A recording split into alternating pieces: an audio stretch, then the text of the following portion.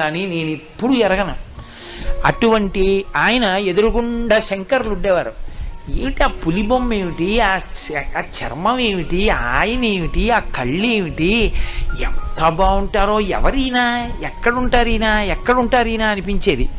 మా పెద్దనాన్నగారిని ఓసారి అడిగా, ఎవరండి పెద్దనాన్నగారండి ఆయన అన్నాను. అంటే ఆయన అన్నారు, ఆయన ఎవరో చెప్పాలి అంటే ఆయనే చెప్పాలి, నువ్వు ఆయన్ని చూస్తూ ఉండు చాలన్నారు.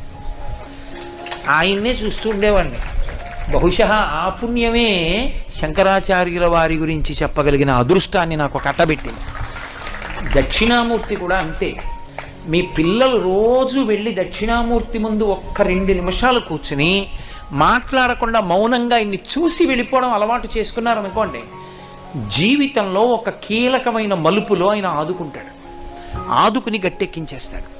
దక్షిణామూర్తి శైవాగమంలో ఇక అటువంటి